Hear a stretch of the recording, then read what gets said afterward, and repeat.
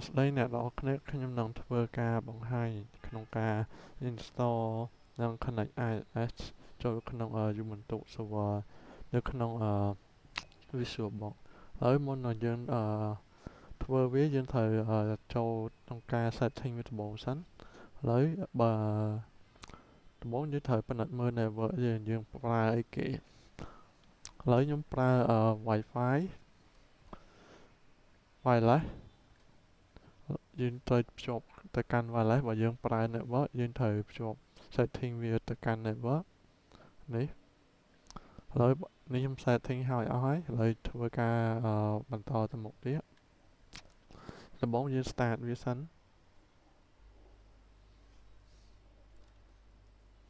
យើងធ្វើការរងចាំ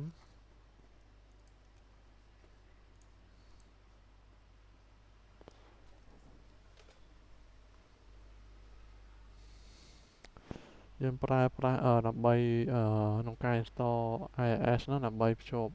ពីកុំព្យូទ័រមួយទៅកុំព្យូទ័រមួយដោយប្រើប្រាស់អ៊ីនធឺណិតហើយធ្វើការ login ហើយឈ្មោះ user របស់យើងចូល password ជំហានដំបូងយើងត្រូវធ្វើការsudo ក្នុងការ update វា sudo update ទា password យើងត្រូវផាយ password ចូល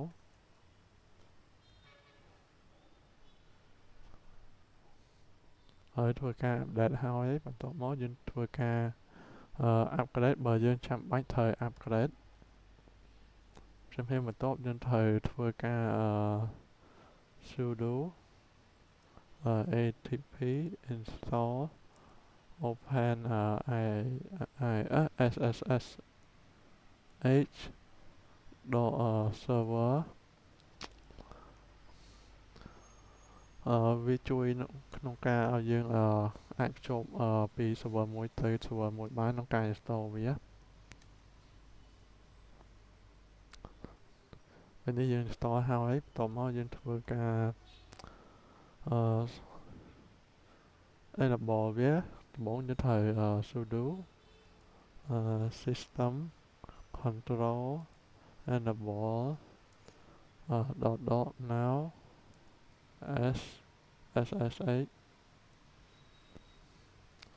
ហើយយើងធ្វើការហើយបន្ទាប់ពីការបន្ទាប់មកយើងត្រូវcheck មើលតើIIS យើងវា active ឬក៏ enable នៅឥឡូវយើងធ្វើការ check sudo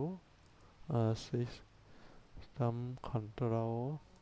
status ស្ថានភាព IIS ssh នេះវាក្នុងការវា active ហើយមានន័យថាវា enable ហើយ active និង enable នេះអញ្ចឹងយើងធ្វើការបន្ទាប់មកក្នុងការenable firewall សម្រាប់ IIS ក្នុងការវាភ្ជាប់ពីកុំព្យូទ័រមួយទៅកុំព្យូទ័រមួយបាន sudo usw allow ssh ហើយយើងក្នុងការ enable ហើយ allow ហើយអញ្ចឹងយើងធ្វើការ check IP របស់យើង IP A នឹងត្រូវមើល IP address យើងមួយណានេះខាងក្រោមនេះ inet 192 168 31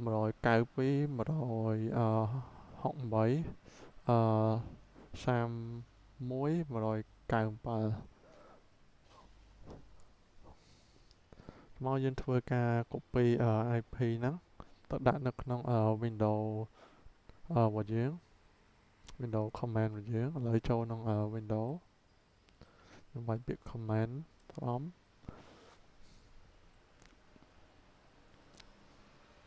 បន្ទាប់មកយើងធ្វើការ ping វាហើយយើងក្នុងការវាយ copy ទៅតាម IP ដែលនៅក្នុង Ubuntu server ដែលនៅក្នុង VisualBox របស់យើង192 168.31.197ទៅតែជាប់ទេជាប់អញ្ចឹងន័យថា វាធ្វើការជោគជ័យហើយមកបន្ទាប់មកយើងធ្វើការតេស្តបន្តទៀតក្នុងការភ្ជាប់ជាមួយ SSH ហ្នឹងចូលទៅក្នុងយមបន្ទុក server របស់យើងនៅក្នុង VirtualBox លើយើងធ្វើការទៅតេស្តដំបូងយើងវាយ SSH ឈ្មោះ user របស់យើងទៅមកadd វាយ IP address របស់យើង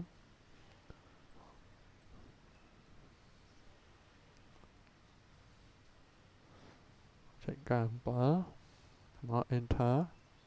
មកវិធី password យើងពេលខ្លះវាដំបូងវាច្រើនវិធីក្នុងការ login របស់យើង yes ឬ no អញ្ចឹងយើងចុចបើយើងចង់ភ្ជាប់យើងត្រូវចុច yes បើយើងចង់ភ្ជាប់ទេយើងត្រូវចុច no តែឥឡូវយើងបានចុច yes ហើយម្ដងហើយអញ្ចឹងយើងវាយតែ password នោះទេចូលនេះចូលហើយ load yamata add yamata អញ្ចឹងយើងធ្វើការតេស្តលើនេះដំបូងសិនហើយយើងសួរ clear លើ clear ដំបូងសិនឲ្យវាយើងសួរមើល